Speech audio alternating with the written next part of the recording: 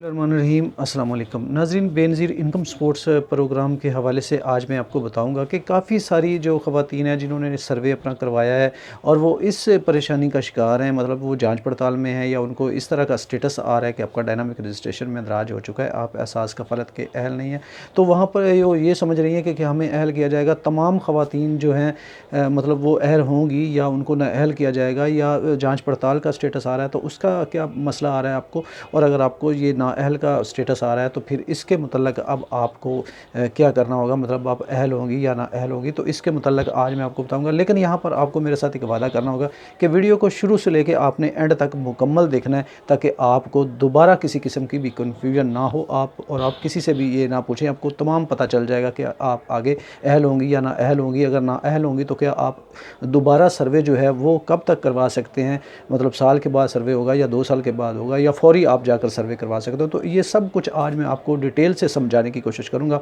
लेकिन एक बार फिर कहता हूं कि वीडियो को मुकम्मल देख लीजिएगा ताकि आपको किसी भी किस्म की कोई कन्फ्यूजन ना रह जाए। तो वीडियो को शुरू करने से पहले हमेशा की तरह मेरी आपसे ये रिक्वेस्ट होती है कि मेरे चैनल को सब्सक्राइब और वीडियो को लाइक कर लीजिएगा। तो चलते हैं जी वीडियो की तफसील की जानब।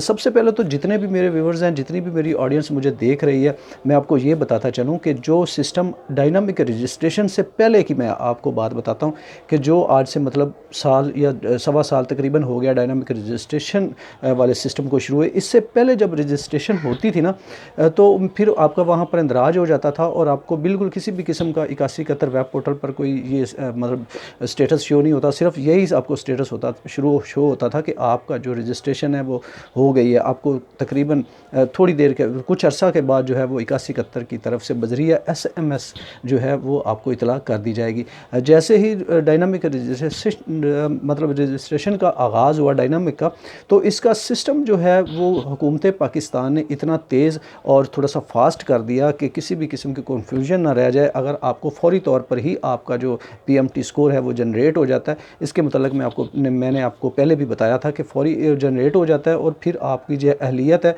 उसके मतलब वो आपको बता देते हैं। तो सबसे पहले मैं आपको जांच पड़ताल के मतलब बता दूं, जिन ख़वातीन ने अपना डायनामिक रजिस्ट्रेशन करवाया, मतलब ये इसका आगाज़ जो हुआ था वो 2023 में फरवरी के महीने में डायनामिक रजिस्ट्रेशन का बाकायदा तरीके से आगाज़ हुआ था और ख़वातीन अपना डायनामिक रजिस्ट्रेशन में अंदराज करवाना उन्होंने शुरू किया, जो नाअहल थी या जो जांच पड़ताल में थी या जिनके अकाउंट ब्लॉक हो चुके थे या किसी भी रीज़न की वजह से जो है उन्होंने बेनज़ीर इनकम स्पोर्ट्स प्रोग्राम से निकाल दिया था। और उसके साथ साथ नई जो ख़वातीन थी वो भी इसमें अपनी रजिस्ट्रेशन करवा रही थी। तो अब काफ़ी सारी ख़वातीन ऐसी हैं जो कहती हैं हमें 5 महीने हो गए, हमें 6 महीने हो गए या हमें 3 महीने का अरसा हुआ है, हमें जांच पड़ताल में रखा जा रहा है जी, हमें जांच पड़ताल से नहीं निकाला जा रहा। हत्ता कि जो ऐसी ख़वातीन थी जो हमारे साथ जिन ख़वातीन ने अपना सर्वे करवाया था उन्होंने अपनी एक किस्त भी वसूल कर लिया या 2 किस्तें वसूल कर चुके हैं, लेकिन हम लोग जो हैं वो हम जांच पड़ताल में ही हैं।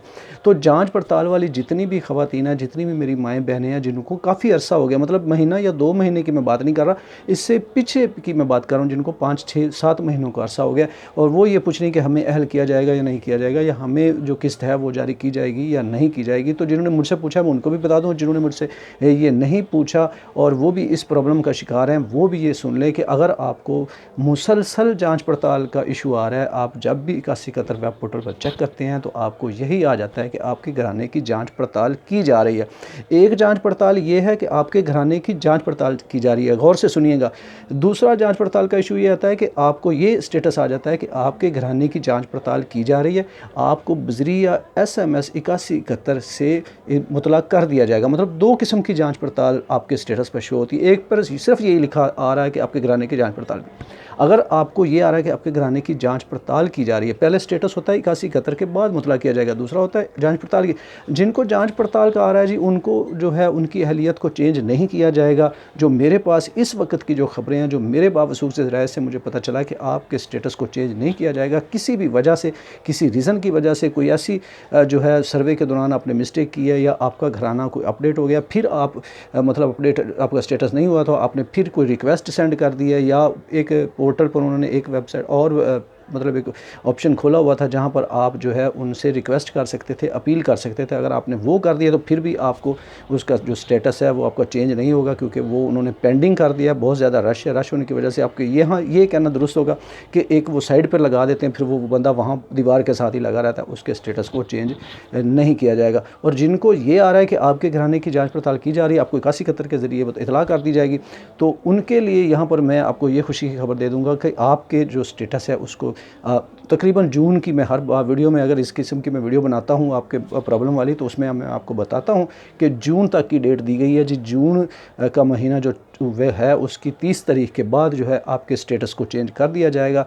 जिनको ये स्टेटस आ रहा है कि आपको 81 कतर के ज़रिए इतला की जाएगी, तो 30 जून तक जी आपको वेट करना पड़ेगा। 30 जून के बाद जांच पड़ताल वाली जो ख़वातीन हैं उनकी तकरीबन 90% चांस हैं उनके अहल होने के, मतलब उनको बेनज़ीर इनकम सपोर्ट प्रोग्राम का हिस्सा बनाया जाएगा और उनको किस्त भी जारी की जाएगी। लेकिन 30 जून तक आपको उसका इंतज़ार करना पड़ेगा। उससे पहले आपने ना कोई सर्वे करवाना है, ना आपने कोई रिक्वेस्ट सेंड करनी है, ना ही आपने अपना डाटा दोबारा जाकर अपडेट करवाना है। ये मैं आपको यहाँ पर बता रहा हूँ। इस चीज़ का आपने ख़ास तौर पर ख्याल रखना है। 30 जून के बाद कोई भी अमल करना है, आपने कोई भी मतलब इक़दाम करना है तो वो 30 जून के बाद आपने करना है। उससे पहले आपने किसी किस्म का भी कोई अमल है जो वो उसको नहीं करना है।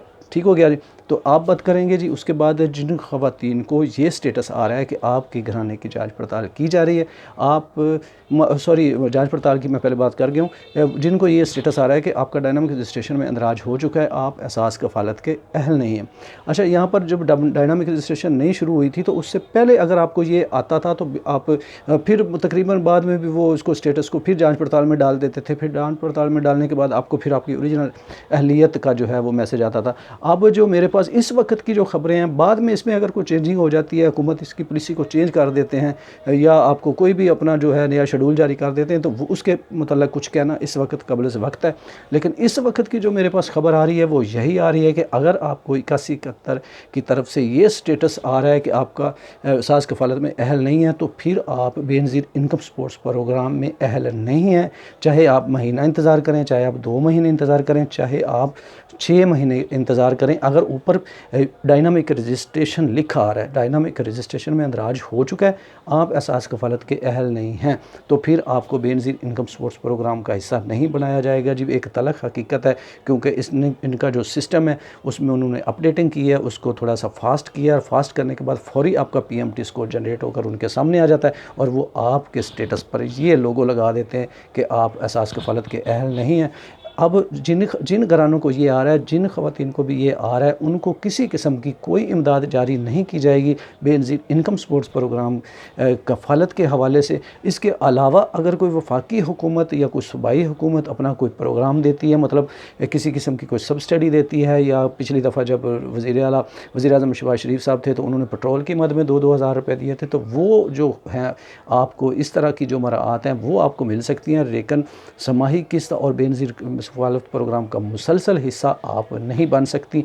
अब इसमें बहुत सारे सवालात मुझसे ये भी होंगे कि हम इसमें हिस्सा कैसे बन सकते हैं, तो इसके मतलब भी मैं आपको बता देता हूँ। इसमें अगर आपको ये स्टेटस आ रहा है कि आप अहल नहीं हैं, तो फिर आप इसका कैसे हिस्सा बन सकते हैं जी, इसके मतलब मेरी ऑलरेडी वीडियो चैनल पर मैंने बनाकर अपलोड की हुई हैं। आप मेरे चैनल का विज़िट कर लें, वहाँ पर वीडियोज़ पड़ी हुई हैं, उनको वॉच कर लें, उस पर अमल करते हुए आप बेनज़ीर इनकम सपोर्ट्स प्रोग्राम का हिस्सा भी बन सकते हैं। और मैं उम्मीद करता हूँ कि आपको हिस्सा बना भी लिया जाएगा।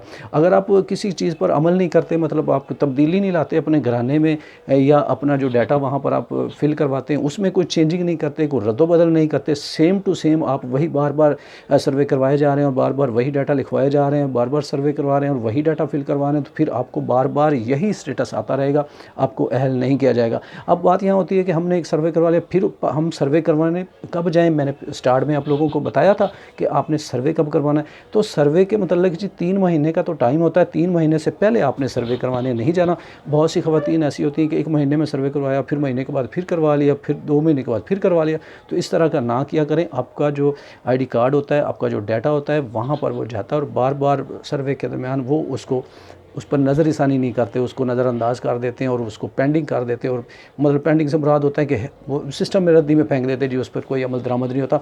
तो मैक्सिमम 1 साल के बाद आपने अपना जाके सर्वे करवाना है, उससे पहले आपने अपना सर्वे नहीं करवाना। ऐसी ख़वातीन जिनको बेनज़ीर इनकम सपोर्ट्स प्रोग्राम के कफ़ालत प्रोग्राम में नाअहल कर दिया गया, तो 1 साल का आप इंतज़ार करें। 1 साल के बाद आप दोबारा जाकर अपना सर्वे करवाएं। और सर्वे करवाने से पहले एक वीडियो जो मेरी पड़ी हुई है उसको वॉच कर लीजिएगा। अगर वो वीडियो ना मिले तो आप मुझसे कमेंट्स करके पूछ सकते हैं, मैं मज़ीद आप लोगों के लिए एक वीडियो बना दूँगा। और बहुत से लोग यहाँ पर PMT स्कोर के हवाले से भी पूछते हैं जी, PMT स्कोर को चेक करने का तरीक़ाकार बता दें। तो इसके मतलब मैं ऑलरेडी एक वीडियो बनाऊँगा और फिर उसमें आप लोगों को सारा तरीक़ाकार बताऊँगा। अगर चेक करने का कोई तरीका हुआ तो अपनी वीडियो में मैं आप लोगों को बताऊँगा कि इस तरीक़ाकार पर अमल करते हुए आप अपना PMT स्कोर भी घर बैठे बैठाए चेक कर सकते हैं। तो ये थी आज तक की वीडियो।